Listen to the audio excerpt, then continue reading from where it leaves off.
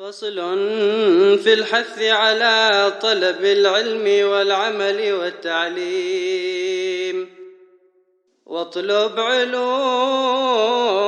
الدين وارقى إلى اليقين فالعلم قوت القلب فيه رضاء الرب. بسم الله الرحمن الرحيم. الحمد لله رب العالمين والصلاة والسلام على سيد المرسلين سيدنا محمد وعلى آله وصحبه أجمعين. أما بعد, welcome to lesson number 7, the first part of lesson number 7 from the book of fasting, from the book called Safinah an-Naja, or the ship of salvation. Today, inshallah, in this lesson, inshallah, we are going to learn about the 4 types of breaking the fast in Ramadan. Breaking the fast in Ramadan, the author says, breaking the fast in Ramadan are 4 types. And this is in respect to rulings. Al-Iftar fi Ramadan, 4 anwa, 4 types. Wajib, kama fil ha'id wal nufasa, wajib, like for a woman who experiences haid, menstruation and postnatal bleeding. وجائز كما في المسافر والمريض, and permissible like a traveler and a sick person. ولا كما في المجنون, and no, that which is neither wajib nor permissible, like the insane person. And haram, like who delays the making up of Ramadan.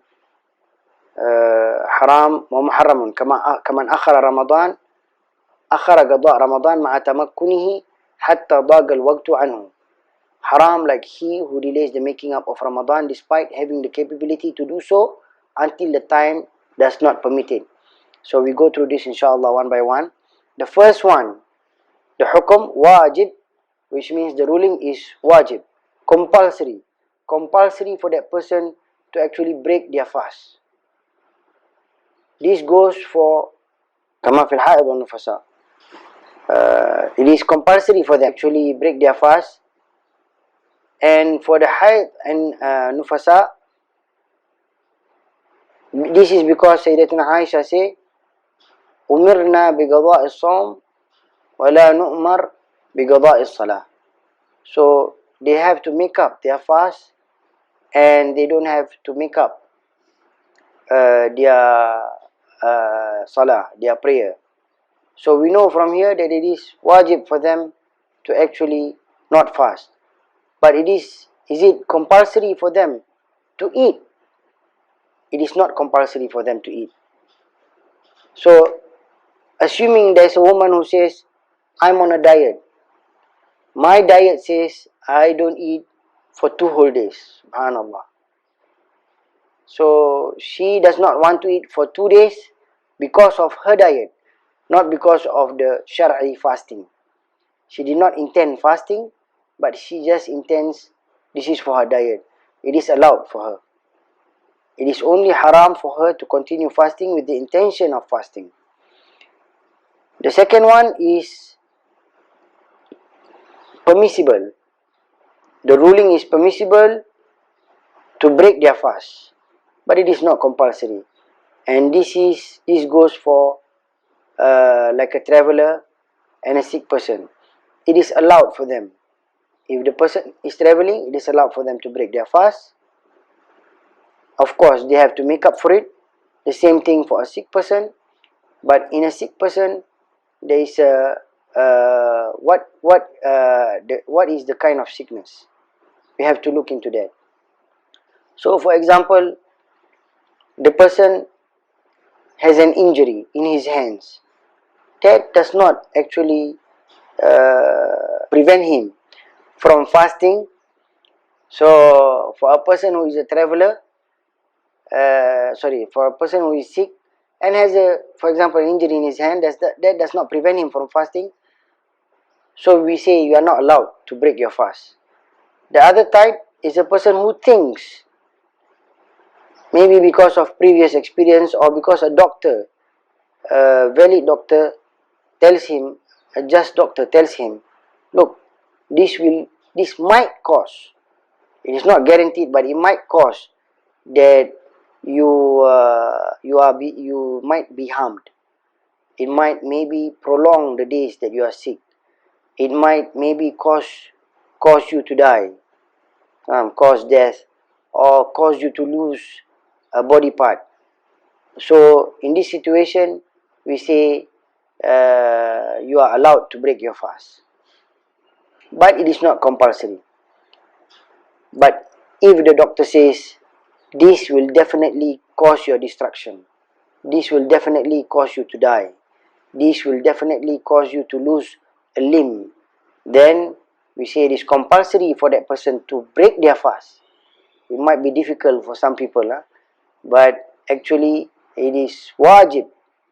The ulama agree that it is wajib for this person to break his fast, and it is haram for that person to fast. And if that person dies while fasting, then he dies as a sinner. So there is no virtue for a person who knows that fasting will cause his destruction to fast, and he must break his fast.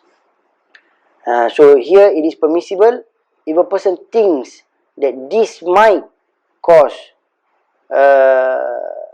this disease might cause his destruction, then we say it is permissible for him to fast or to break their fast. The third type, or the third ruling, is we say la wala, neither and neither, or neither and no, which is that which is neither wajib nor permissible. We don't say that it is compulsory for you to fast. Then we say it is permissible for you to fast or to break your fast. It is compulsory for you to break your fast. Not really. The person is not accounted for. And also, is it permissible for him to, well, the person, if for us to say it is permissible to break their fast, means we are putting a judgment, and the person is actually insane. In this situation, if the person is insane, then we say there is no judgment for the person. So we don't call it permissible, nor do we call it compulsory to break their fast. And the last type, the last ruling is muharram, that which is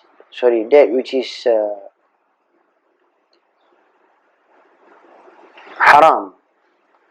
And this is the person who delays the making up of Ramadan, despite having the capability to do so. So the person delayed, and he did not make up for the days that he missed in Ramadan.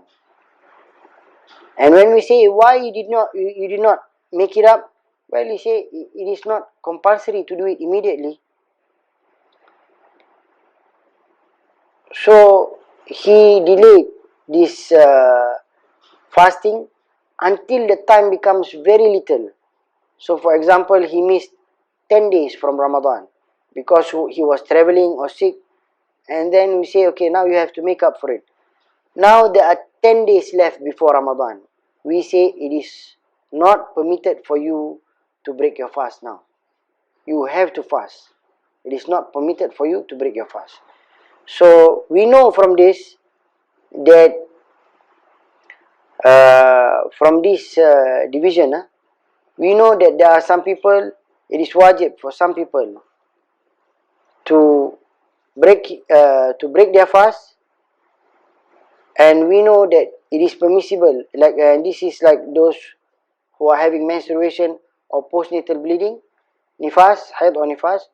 We know that it is permissible for some people, like a traveler or sick person, to break their fast. We know that sometimes we don't call it compulsory, nor do we call it permissible. And this is referring to the insane person. And we know that it is haram for some people to break their fast, and this includes the fasting of Ramadan, and also for those who do not have a valid excuse, and also for those who delayed the making up of Ramadan despite having the capability to do so.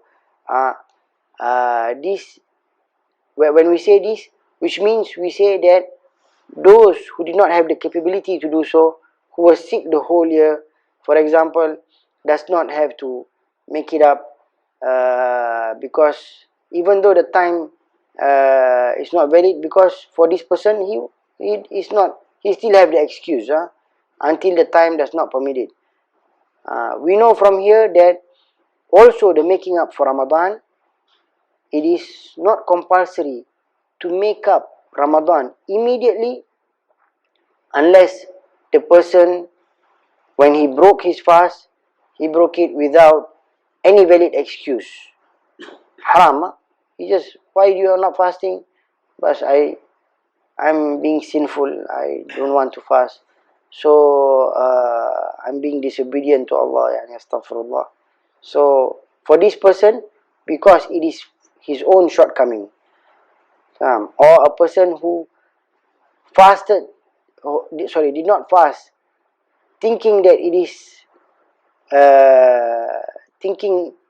is not Ramadan yet, or the person thinking that it is still, did not broke his fast because thinking it's already Maghrib. So for this type of people, they have to make up their fast immediately after Ramadan. But otherwise, and also for those who delayed the making up, and they are capable to, and the time does not permit before the next Ramadan comes. So for these 3 types of people or 4 types of people, they have to make up immediately. For the rest, they are allowed to actually delay the making up. So it is not necessary to make up immediately after Ramadan. They can wait after a month, after 2 months, as long as before the next Ramadan comes. So this is the lesson, the first part of the lesson number 7. And inshallah we continue with the second part of lesson number 7. Sallallahu ala Sayyidina Muhammadin wa ala alihi wa sahbihi sallam. Alhamdulillah Rabbil Alameen.